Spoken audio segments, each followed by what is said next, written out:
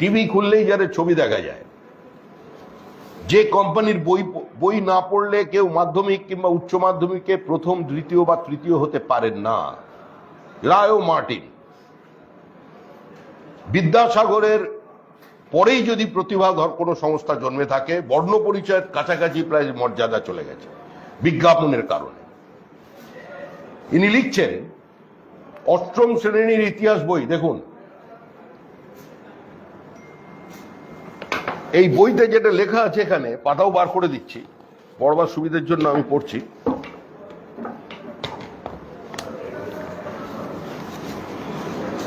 রায় ও মার্টিনের অষ্টম শ্রেণীর ইতিহাস বিচিত্রাতে রয়েছে সাম্প্রদায়িক থেকে দেশভাগ চ্যাপ্টার, একটা সাম্প্রদায়িকতা থেকে দেশভাগ চ্যাপ্টার। অষ্টম শ্রেণীতেই সবাই বুঝে যাবে ইতিহাস। ব্রিটিশরা হিন্দুদের তোষণ করত। মদন মোহন মালব্য একজন গোড়া হিন্দুত্ববাদী নেতা ছিল। হিন্দু পুনরুজ্জীবনবাদীরা হিন্দু ধর্মের গৌরবময় অতীত এবং প্রচারের নামে তাদের ঐতিহাসিক ও পৌরাণিক চরিত্রগুলোকে অতিরঞ্জিত করে তুলত। আবার পড়ছি, হিন্দু পুনরুজ্জীবনবাদীরা হিন্দু ধর্মের গৌরবময় অতীত প্রচারের নামে তাদের ঐতিহাসিক এবং পৌরাণিক চরিত্রগুলোকে অতিরঞ্জিত করে তুলত। এটা পাঠ্যপুস্তকে লেখা হচ্ছে, মানে এই রায় ও মার্টিন, বললাম যে সহায়িকা পশ্চিমবঙ্গ সরকারের অনুপ্রেরণায় লেখা হয়েছে, লেখা আছে সামনে। লেখক আবার কে? ডক্টর শ্যামল মন্ডল, ডক্টর মোহাম্মদ শফিউল হক। আমার বাংলাদেশের লোকজন হবে, কারণ বাংলাদেশের ছোঁয়া পাওয়া যাচ্ছে এখানে। হিন্দু মহাসভা ও আর্য সমাজ, আরএসএস এর মতো হিন্দু সংগঠন এবং দামোদর সাভারকার, গোলওয়ার্কারের মতো হিন্দু ব্যক্তিত্বরা মুসলমানদের বিরুদ্ধে সাম্প্রদায়িক বিভেদ তৈরি করেছিল। হিন্দু বুদ্ধিজীবীরা লেখনির মাধ্যমে মুসলমানদের আঘাত করেছিল, ইত্যাদি ইত্যাদি।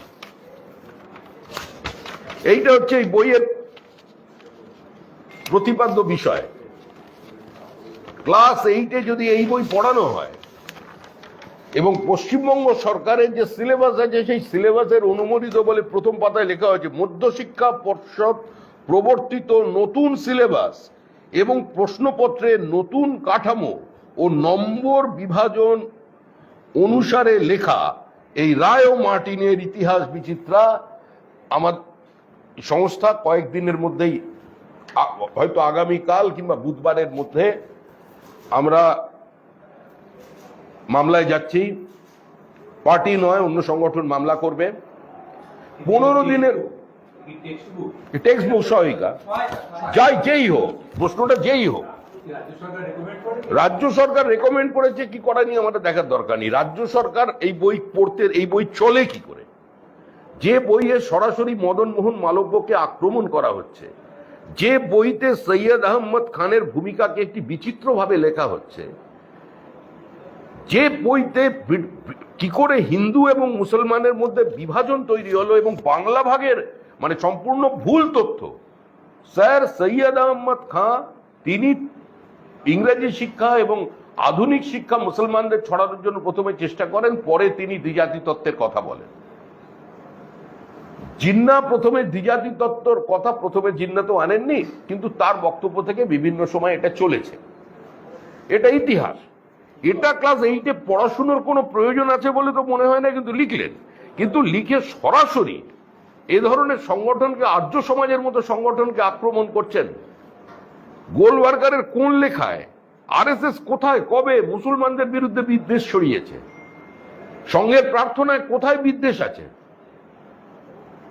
হিন্দুত্ব কোনো বাদ নয়। হিন্দুত্ববাদী যারা লেখেন, হিন্দুত্ব কোনো বাদ নয়, এটা কোনো ইজম নয়, it's a way of life. এটা তো এর যে সুপ্রিম কোর্টের ব্যাখ্যা, এটা তো মহামান্য সুপ্রিম কোর্টও যেভাবে ব্যাখ্যা করেছেন এবং সেটা গ্রহণযোগ্য ব্যাখ্যা। এবং আমরা যারা এই মতাদর্শে বিশ্বাস করি, আমরা যারা এই দীর্ঘদিনের সনাতনী বহমানতায় বিশ্বাস করি, তো এখানে তো বহুত্ববাদ তো এই সমাজের মধ্যে আছে। আমার প্রশ্ন সেটা হচ্ছে প্রোপাগান্ডামূলক বই হাজার হাজার আছে, এটাও ধরে নিন আপনি প্রোপাগান্ডামূলক বই, কারণ রাজ্য সরকার তো এটাকে রেকমেন্ড করছে না। রাজ্য সরকার তো শব্দ বদল করেছে। রাজ্য সরকার তো এটাই চায়, রাজ্য সরকার এটা চায়। আমি রাজ্য সরকারের কথা বলছি না, রাজ্য সরকার থাকতে এই বইটা থাকে কি করে? কোনো কন্ট্রোল নেই। আপনি যে কোনো ইতিহাস ভাবে ইতিহাস লিখতে পারেন, ইতিহাস মানুষকে পড়াতে পারেন, পড়া না পড়াটা ছাত্রদের অধিকার, তার অভিভাবকদের অধিকার বা তাদের ব্যক্তিগত সিদ্ধান্তের উপর নির্ভর করে। আমরা রাজ্য সরকারের বিরুদ্ধে তো বলছি না, আমাদের বক্তব্য যে রাজ্য সরকারের কি নীতি, রাজ্য সরকারের মনোভাবটা বুঝেই এরা বইটা লিখেছে। যেখানে রামধনু রংধেনু হয়ে যেতে পারে, যেভাবে রাজ্য সরকার বিভিন্নভাবে মানে ওই সিঙ্গুর আন্দোলনটাকে মোটামুটি ভাবে গান্ধীজির অসহযোগ আন্দোলনের ওপরে তুলে নিয়ে যেতে পারে এবং সেখানে বিচিত্র বিচিত্র ব্যক্তিদের, স্বনামধন্য ব্যক্তিদের তাদের ইতিহাস বই সামিল করে দিতে পারে, সে অধিকার তাদের আছে। রাজ্য সরকারের মনোভাবটা যদি থাকতো, তাহলে রাজ্য সরকার ঠিকঠাক থাকলে এই বই বাজারে বেরোতো না। এই মদন মোহন মালব্য সম্পর্কে এ ধরনের কথা বেরোতো না। এর মানেটা কি হচ্ছে? এর মানে এটা দাঁড়াচ্ছে যে রামধুন গেয়ে যে গান্ধীজি সারা ভারতবর্ষের মধ্যে একটা স্বাধীনতা পাওয়ার উদগ্র বাসনা তৈরি করেছিলেন এবং বিভিন্ন সময় তার বক্তব্যে তিনি রামকে কোট করতেন, এ বলছে অতিরিক্ত মহিমান্বিত করে মুসলমানদের আক্রমণ করেছে। এবং এই বইয়ের ওই কত পাতা থেকে 272 থেকে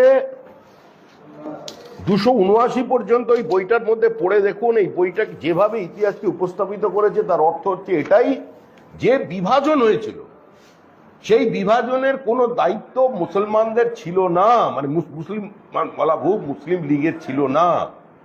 এই ঘৃণা, এই বিদ্বেষ সম্পূর্ণভাবে তৈরি করেছিলেন ভারতের তদানীন্তন জাতীয় নেতারা, মানে সর্দার প্যাটেল, মহাত্মা গান্ধী, নেহেরুর কারণে, তাদের এই হিন্দুত্ববাদের কারণে, এ তো তাই লিখছে, তাদের অতিরিক্ত আমাদের মাইথোলজিকে গৌরবান্বিত করার কারণে মুসলমানদের বিরুদ্ধে ঘৃণা সৃষ্টি হয়েছিল এবং সেটাই বিভাজনের কারণ।